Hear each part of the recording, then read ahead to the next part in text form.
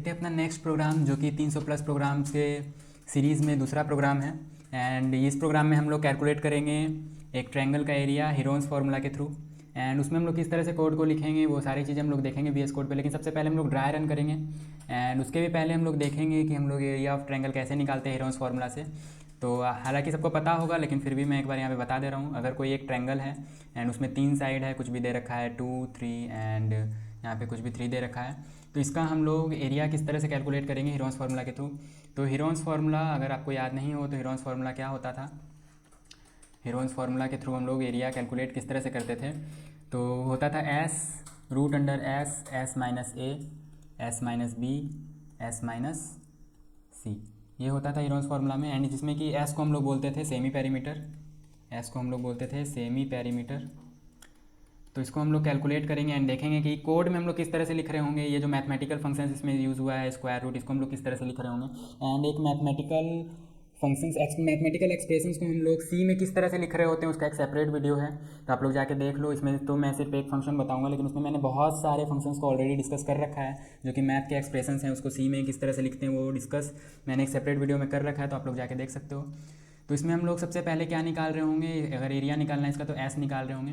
And S किस तरह से निकालते हैं, तो एस इज इक्वल टू होता है ए प्लस बी प्लस सी बाय 2, जो कि है ए क्या है इसका एक साइड का लेंथ एंड बी क्या है इसके दूसरे साइड का लेंथ एंड सी क्या है इसके थर्ड साइड का लेंथ, जो कि यहाँ पे हो जाएगा 2 + 3 + 3 and divide by 2 is equal to 2 + 3 + 3 यहाँ पे क्या हो जाएगा 8 हो जाएगा एंड डिवाइड बाई 2 जो कि आ जाएगा 4। एंड जब एस निकाल लेंगे तो एस का वैल्यू यहाँ पुट कर देंगे हर जगह एंड ए का वैल्यू, बी का वैल्यू एंड सी का वैल्यू पुट करेंगे एंड यहाँ पे एरिया कैलकुलेट होकर आ जाएगा। तो एरिया को हम लोग डायरेक्टली सी के प्रोग्राम्स में ही कैलकुलेट करके देखेंगे।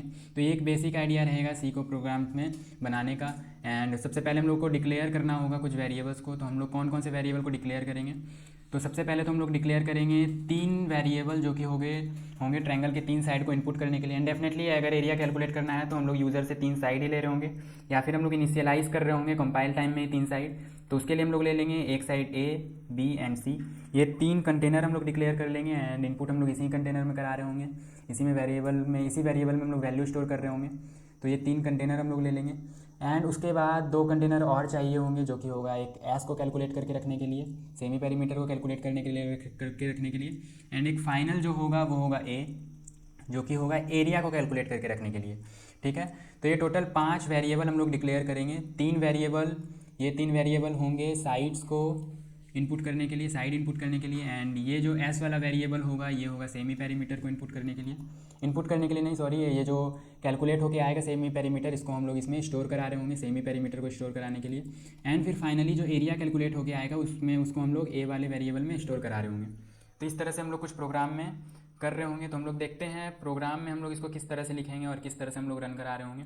चलते हैं प्रोग्राम में। एंड उससे पहले मैं आप लोगों को यहाँ पे बता दूँ, यहाँ पे एक SQRT फंक्शन यूज़ होगा जो कि स्क्वायर रूट फंक्शन, जैसे कि अभी हम लोग यहाँ पे लिख रहे थे root under s and s minus a, s minus b and s minus c, इस तरह से लिख रहे थे। तो ये तो हम लोग सिंपली लिख सकते हैं सी में भी इस तरह से। लेकिन रूट किस तरह से लिखेंगे, तो रूट के लिए होता है SQRT function and SQRT function के हम लोग अंदर ये सारी चीज़ वैल्यू को यहाँ पे डाल देंगे, ये सारे एक्सप्रेशन को डाल देंगे तो ओवरऑल इसमें कन्वर्ट हो जाएगा सी लैंग्वेज के अंदर। तो हम लोग चलते हैं अब सी प्रोग्राम में कोड करके देख लेते हैं। तो इसमें सबसे पहले तो हम लोग हेडर फाइल देंगे जो कि हम लोग सबसे पहले देते हैं hash include and stdio.h and उसके बाद हम लोग अपना इंट मेन फंक्शन लिखेंगे। लेकिन इसमें हम लोग एक हेडर फाइल और देंगे हैश इंक्लूड math.h। अब ये हेडर फाइल क्यों देंगे, तो मैंने मैथमेटिकल फंक्शंस में बताया था हम लोग math.h के अंदर ही सारे फंक्शंस जो होते हैं स्टोर होते हैं। math.h को हम लोग इसमें इंक्लूड करते हैं ताकि वो सारे फंक्शंस को हम लोग यूज़ कर पाए। जो भी मैथमेटिकल फंक्शन है जैसे स्क्वायर रूट हो गया, एक्सपोनेंशियल फंक्शन हो गया, साइन हो गया, कॉस हो गया, कॉस इन्वर्स, साइन इन्वर्स, ये सारे फंक्शंस को हम लोग math.h हेडर फाइल इंक्लूड करने के बाद ही हम लोग यूज़ कर सकते हैं। तो math.h हेडर फाइल हम लोग इंक्लूड कर लेंगे एंड उसके बाद हम लोग जिस तरह से कोड लिख रहे होते हैं इंट में हम लोग कोड लिख रहे होंगे, यहाँ पे कर्ली ब्रेसेस ओपन करके क्लोज कर लेंगे, इसके अंदर हम लोग अपना कोड लिख रहे होंगे। तो सबसे पहले तो डिक्लेयर करना है 3 वेरिएबल जो कि होगा साइड के लिए। तो हम लोग इंट में ही फिलहाल ले लेते हैं, हालांकि फ्लोट में भी ले सकते हैं, चलो फ्लोट में ही ले लेते हैं, फ्लोट a, b, c। तो ये 3 वेरिएबल हो गए, 3 साइड को इनपुट लेने के लिए, साइड को स्टोर कराने के लिए। एंड हम लोग यूज़र से इनपुट ले रहे होंगे डेफिनेटली यहाँ पे भी। ए बी सी यूज़र से इनपुट ले रहे होंगे, 3 साइड का लेंथ यूज़र से इनपुट ले रहे होंगे, एंड उसके बाद एक एस लेंगे जो कि होगा सेमी पेरीमीटर को स्टोर कराने के लिए, एंड एक एरिया नाम का एक कंटेनर बना देते हैं, एरिया नाम के कंटेनर को डिक्लेयर कर देते हैं, वेरिएबल बना देते हैं जिसमें कि हम लोग एरिया कैलकुलेट करके स्टोर करा रहे होंगे। तो इसके बाद हम लोग प्रिंटफ करेंगे यहाँ पे, एंड यूज़र को एक मैसेज दे रहे होंगे कि enter the 3 sides of A triangle respectively, यहाँ पे हम लोग लिखेंगे, एंड बैकस्लैश एन यहाँ पे हम लोग यूज़ करेंगे। बैकस्लैश एन का मतलब सिंपली यही होता है कि नेक्स्ट लाइन में कोड को भेज दो, जहाँ भी हम लोग बैकस्लैश एन लगा रहे होंगे उसके आगे वाला सारा कोड नेक्स्ट लाइन में शिफ्ट हो जाएगा, ठीक है। तो बैकस्लैश एन जैसे ही हम लोग अभी प्रिंट कराएंगे, आउटपुट देखेंगे तो हम लोग को समझ में आ जाएगा। बैकस्लैश एन एंड यहाँ पे लिखेंगे enter the sides of A triangle, enter the sides of A triangle. तो ये मैसेज यूज़र को जा रहा होगा जिसमें कि यूज़र को शो हो रहा होगा कि आप इंटर करें 3 साइड्स किसी भी ट्रायंगल का, ठीक है। तो यूज़र यहाँ पे इनपुट कर रहा होगा। अब इनपुट तो कर रहा होगा बट इनपुट हम लोग लेंगे कैसे, तो हम लोग यूज़र से इनपुट ले रहे होंगे स्कैनएफ फंक्शन का यूज़ करके, स्कैनएफ फंक्शन का यूज़ करेंगे। एंड यहाँ पे क्योंकि हम लोग तीनों साइड को एक ही बार इनपुट ले रहे हैं तो हम लोग फॉर्मेट स्पेसिफायर यूज़ करेंगे %f 3 बार, क्योंकि हम लोग 3 इनपुट ले रहे हैं। एंड फॉर्मेट स्पेसिफायर मैंने पहले वीडियो में बताया था क्या होता है। यहाँ पे क्योंकि फ्लोट है तो हम लोग फॉर्मेट स्पेसिफायर %f यूज़ करेंगे, एंड %f ये इंडिकेट कर रहा होगा कि यहाँ जो भी यूज़र इनपुट करेगा वो फ्लोट डेटा टाइप में स्टोर हो रहा होगा, ठीक है।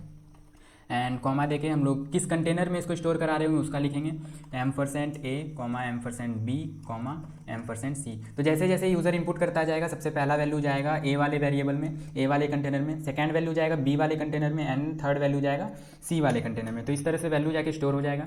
एंड उसके बाद हम लोग प्रोसेस करा रहे होंगे, एंड प्रोसेस में क्या करा रहे होंगे, सबसे पहले एस कैलकुलेट कर रहे होंगे जो कि होगा a + b + c and divide by 2, and whole divide by 2 होगा तो यहाँ पे हम लोग ब्रैकेट दे देंगे। एंड बॉडमास का रूल आप लोगों ने पढ़ाई होगा, सबसे पहले ब्रैकेट सॉल्व होता है। एंड यहाँ पे प्रेसिडेंस थोड़ा अलग होता है, बॉडमास फॉलो नहीं होता, तो वो मैं आप लोगों को बताऊंगा। लेकिन यहाँ पे नॉर्मल मैथ्स यूज़ हो रहा है, a + b + c पहले करना है पूरा, एंड उसके बाद डिवाइड बाय 2 करना है। तो एस कैलकुलेट कर लेंगे। एंड उसके बाद जो मेन हम लोग को कैलकुलेट करना है एरिया। तो एरिया के लिए हम लोग एरिया में स्टोर करा रहे होंगे, एरिया का फॉर्मूला हम लोग यहाँ पे टाइप करेंगे अभी SQRT square root function. And उसके अंदर हम लोग पूरा वो लिख रहे होंगे जो उसका एक्सप्रेशन होता है S × S - a, and bracket में लिखना है S - a, एंड फिर S माइनस इंटू यहाँ पे देना है into S - b and into S - c, ठीक है। तो ये हम लोग पूरा एक्सप्रेशन को यहाँ पे लिख लेंगे। एंड यहाँ पे एरिया कैलकुलेट होकर आ जाएगा। यहाँ पे हो क्या रहा होगा, यहाँ पे एक 3 वैल्यू यूज़र इनपुट करेगा एंड वो 3 वेरिएबल में जाके स्टोर हो जाएगा। एंड फिर ये S वाले कंटेनर में ये जो एक्सप्रेशन मैंने लिखा है यहाँ पे प्रोसेस वाला एक्सप्रेशन वो आके स्टोर हो जाएगा कैलकुलेट होके। एंड फिर थर्ड वाले में क्या होगा, थर्ड वाले में होगा यहाँ पे एरिया कैलकुलेट हो रहा होगा।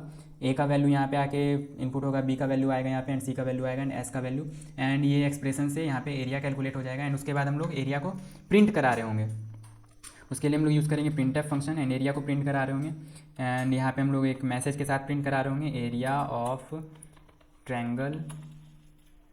Triangle is equal to %f, जो कि एक फॉर्मेट स्पेसिफायर यहाँ पे भी देना होता है, कॉमा एरिया। तो अब यहाँ पे होगा क्या, यहाँ पे जो एरिया के अंदर जो वैल्यू स्टोर हुआ है कैलकुलेट होकर, जो कि इस प्रोसेसिंग वाले स्टेटमेंट से कैलकुलेट होकर एरिया वाले वेरिएबल में जाकर स्टोर हुआ है, तो वो एरिया का वैल्यू जो है वो यहाँ पर %f के जगह पर आ जाएगा। एंड %f सिंपली वही इंडिकेट कर रहा होगा कि यहाँ पे फ्लोट वैल्यू आएगा। एंड उसके बाद हम लोग दे देंगे सेमी कॉलन, एंड उसके बाद रिटर्न 0 आप चाहो तो लगा सकते हो। एंड उसके बाद हम लोग रन कराएंगे Ctrl+Shift+ से, मैंने शॉर्टकट आप लोगों को बताया था। तो यहाँ पे हम लोग लिखेंगे GCC एंड प्रोग्राम .2.c मेरा यहाँ पे देख लो आप लोग, यहाँ पे ये प्रोग्राम 2.c यहाँ पे लिखा हुआ है, तो जो कि फाइल का नाम है। तो जो फाइल का नाम होगा वही आप लोगों को लिखना है। अगर अपर केस में लिखना है, अगर लोअर केस में होगा तो लोअर केस में लिखना है, प्रोग्राम 2.c। एंड उसके बाद अगर आप लोग विंडो यूज़र हो तो आप लोगों को लिखना है ./a.exe, लेकिन अगर आप लोग मैक यूज़र हो तो लिखना है ./a.out, एंड उसके बाद इंटर करना है। तो देखो enter the sides of A triangle, तो मैं साइड इंटर कर रहा हूँ 2 and 3 and 4, 2 and 3 and 4, या फिर 2 and 3 and 3 इंटर कर लेते हैं। एंड इंटर करते हैं, देखो एरिया ऑफ ट्रायंगल यहाँ पर कैलकुलेट होकर आया है 2.828427, ठीक है, ये कैलकुलेट होकर आया है। एंड अगर आप चाहते हो यहाँ पे कि डेसिमल के बाद सिर्फ 2 ही डिजिट आए, तो यहाँ पे आप लोग %f के जगह %.2f भी लिख सकते हो, तो इससे यहाँ पे सिर्फ 2 ही डिजिट आएगा। देखो मैं फिर से रन करा रहा हूँ, यहाँ पे वही हम लोग सेम डालते हैं 2 and 3 and 3 शायद हम लोगों ने डाला था। तो देखो 2.83 आ रहा है, बाकी का आगे का डिजिट यहाँ पे शो नहीं हो रहा है, सिर्फ 2 डिजिट ही ले रहा है, ठीक है। तो इस तरह से हम लोग अपने प्रोग्राम को रन करा सकते हैं। उम्मीद आप लोगों को समझ में आ गया होगा। मिलते हैं अगले वीडियो में।